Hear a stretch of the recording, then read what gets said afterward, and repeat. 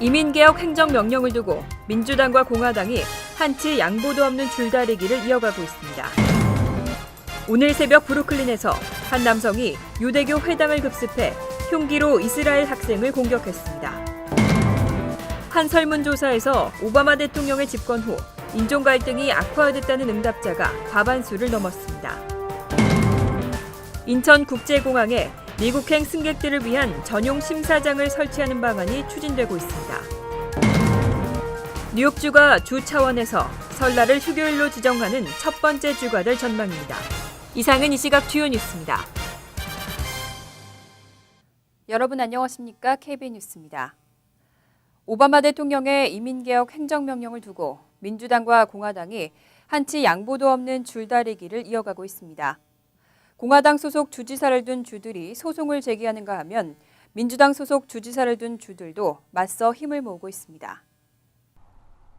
지난주 텍사스를 비롯한 17개 주가 텍사스주 연방법원에 이민개혁 행정명령을 저지하기 위한 소송을 제기했습니다.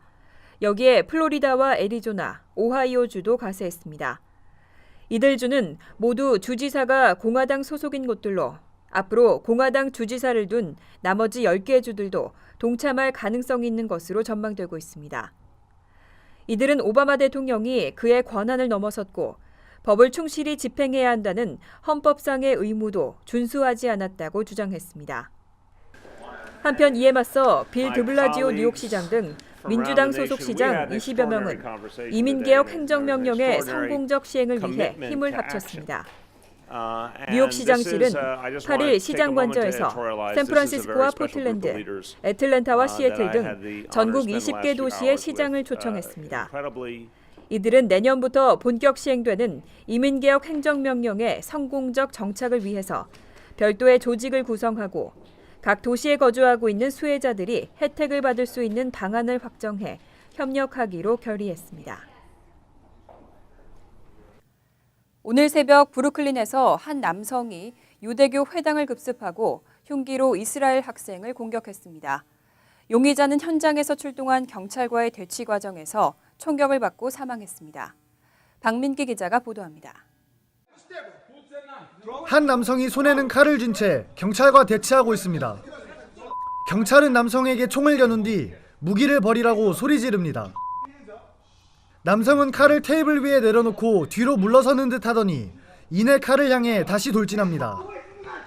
당황한 경관은 다시 총을 겨누며 칼을 내려놓으라고 수차례 외칩니다. 반복되는 요구에도 남성이 칼을 소지한 채 자신에게 다가오자 경관은 결국 방아쇠를 당깁니다. 용의자는 복부에 총격을 받고 오늘 오전 3시 15분경에 사망했습니다.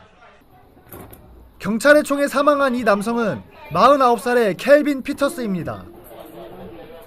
오늘 오전 1시 45분 브루클린에 위치한 유대교 회당을 급습한 켈빈은 당시 기도 중이던 22살 이스라엘 학생 로세비앗의 얼굴을 약 23cm 길이의 칼로 찔렀습니다. 얼굴에 피를 흘리며 도움을 요청하는 로세비앗을 본 시민들은 즉시 그를 격리시키고 경찰에 신고했습니다. 용의자 켈빈은 유대인을 죽이고 싶다고 외친 뒤 범행을 저지른 것으로 밝혀져 유대인들을 충격에 빠뜨렸습니다.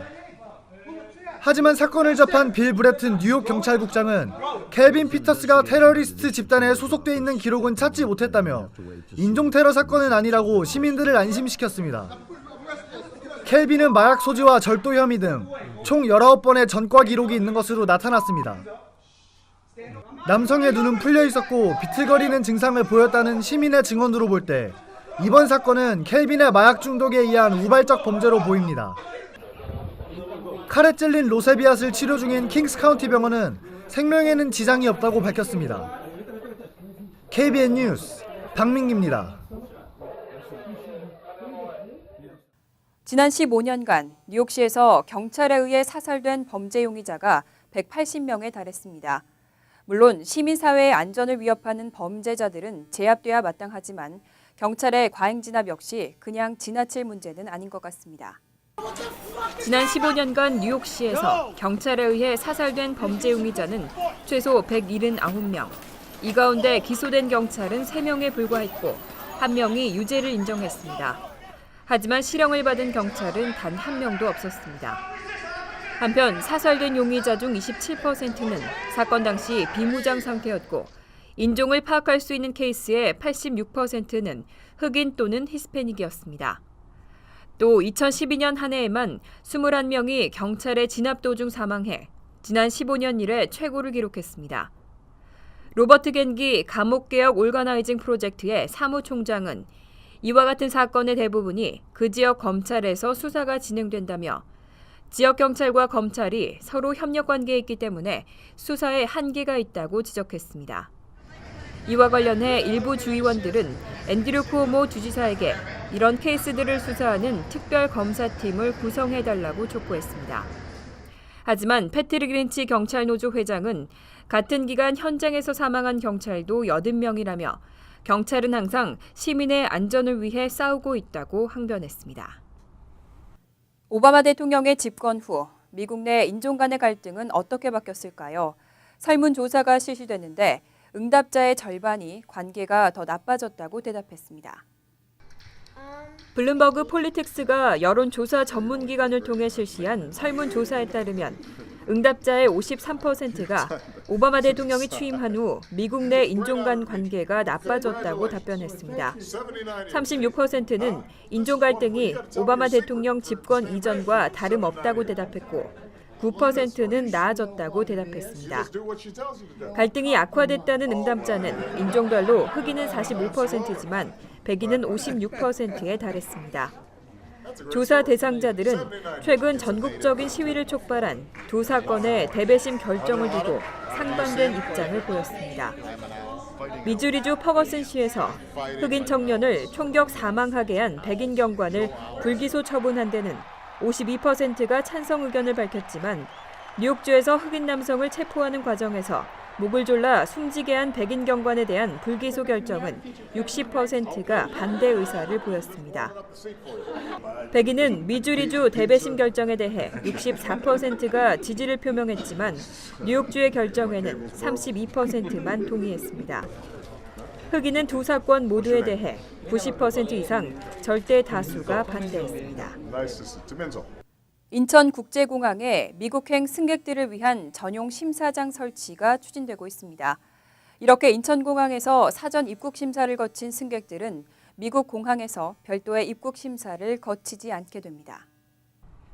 한국 외교부와 인천국제공항공사는 미국 정부가 출발지 사전 입국 심사제를 인천공항과 일본 나리타 공항에 도입하는 방안을 추진하고 있다고 밝혔습니다. 미국은 테러범 등의 입국을 사전에 차단하고 미국 내 공항의 혼잡을 줄일 수 있다는 이유로 이미 아일랜드 더블린 공항과 캐나다 밴쿠버 공항 등 6개국 15개 공항에서 출발지 사전 입국 심사제를 시행하고 있습니다. 한국 정부는 미국과의 협의를 거쳐 2-3년 이내에 이 제도를 도입할 계획입니다. 이 제도가 도입되면 미국행 탑승객은 인천공항에서 체크인과 보안 검색, 법무부 출입국관리소의 1차 출국 심사를 받은 뒤 별도의 폐쇄 공간에서 미국 세관 국경보호국이 실시하는 입국 심사를 받아야 합니다. 대신 미국 공항에 도착하면 별도의 입국 심사를 받을 필요가 없습니다. 한편 일각에서는 인천공항의 혼잡을 가중시킬 뿐만 아니라 한국 내 공항에 미국의 조차지가 생기게 된다며 부정적인 입장을 보이고 있습니다.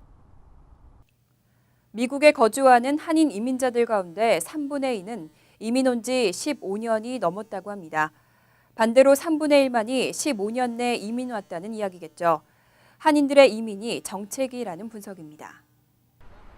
이주 정책연구소가 최근 발표한 보고서에 따르면 미국에 거주하는 전체 한인 가운데 3분의 2가 이민한 지 15년 이상 된 것으로 나타났습니다. 2013년 센서스 기준으로 미주 한인 이민자 107만여 명 중 전체의 66%가 2000년 이전에 미국에 이민 온 것으로 추산됐습니다. 이것은 이민자 평균 61%에 비해 5%포인트 높은 수치입니다. 2000년에서 2009년 입국한 한인 이민자는 전체의 24%로 전체 이민자 사회 평균 29%보다 낮았고 2010년 이후 입국자 비율은 10%였습니다. 또 2013년 기준 한인 영주권자들의 이민 방식을 분석한 결과 절반이 넘는 60%의 한인들은 취업 이민을 통해 영주권을 취득한 것으로 조사됐습니다. 직계 가족을 통한 영주권 취득자는 32%로 나타났습니다. 보고서는 1903년 시작된 한인들의 이민이 1980년대와 1990년대 급격한 증가세를 보이다 최근 정체기를 맞으면서 이민사회의 고령화 현상이 나타나고 있다고 분석했습니다. 뉴욕주에서 교사가 되기 위해서는 ALST, 학술 문해 능력 시험에 합격해야 하는데요. 이 시험의 평균 통과율이 68%에 그치고 있습니다. 현재 뉴욕주 내에서는 교사가 되기 위해 자격시험 NYSTC에서 전공 과목과 ALST 등을 통과해야 합니다. ALST는 예비교사의 자료 이해와 분석 능력을 판단하는 시험으로 불합격하면 수수료를 내고 재시험을 치를 수 있습니다. 뉴욕주 교육국 산하 리전트위원회가 최근 발표한 자료에 따르면 뉴욕주 내 대학교 ALST의 평균 통과율이 68%에 불과한 것으로 나타났습니다. 브롱스에 소재한 보리쿠아 칼리지는 13명이 ALST에 응시해서 단 1명도 통과하지 못했습니다. 한인 학생들이 많이 재학하는 컬럼비아 교육대는 91%, 뉴욕 시립대학은 51%, 리만 칼리지는 47%의 합격률을 보였습니다. 존 킹 뉴욕주 교육국장은 교사 자격시험 통과율이 낮은 대학교에 대해 각종 지원을 아끼지 않겠다며 뉴욕주는 준비된 교사를 양성하기 위해 노력하고 있다고 밝혔습니다. 뉴욕주는 예비교사들을 위한 양성 프로그램을 위해 1,150만 달러의 예산을 투입했습니다. 뉴욕주가 주 차원에서 설날을 휴교일로 지정하는 첫 번째 주가 될 전망입니다. 앤드류 쿠오모 뉴욕 주지사가 늦어도 다음 주 안에는 법안에 서명할 것으로 기대되고 있습니다. 론킴 뉴욕주 하원의원 사무실은 쿠오모 뉴욕 주지사실에서 설 공립학교 휴교일 법안 서명을 진지하게 고려하고 있다는 입장을 재차 밝혀왔다고 설명했습니다. 또 서명 마감 기한인 오는 17일 자정 이전까지 서명이 이루어질 것으로 기대하고 있다고 밝혔습니다. 이번 법안은 설날 등 문화나 종교 등의 이유로 상당수 결석생이 발생하는 학교들에 대해 뉴욕주 교육국이 개별적으로 휴교일 지정 여부를 결정하도록 하고 있습니다.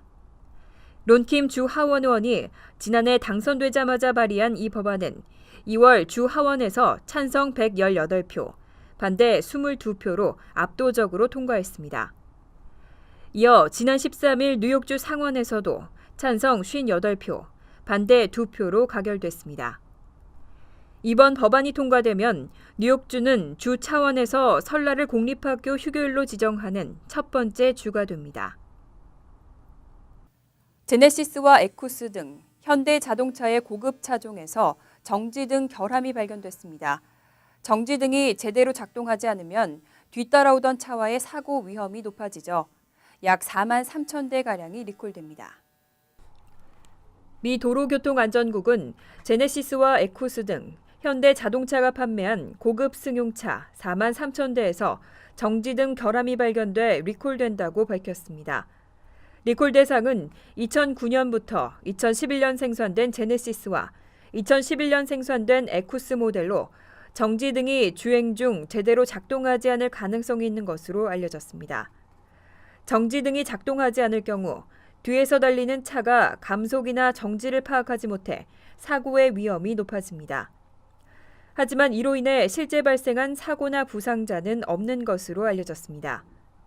이번 리콜은 지난 10월 접수된 미국 소비자들의 불만에 대해 현대차가 보고서를 제출하면서 이뤄졌습니다. 이상으로 KBN 뉴스를 마칩니다. KBN과 함께 즐거운 저녁 되시기 바랍니다.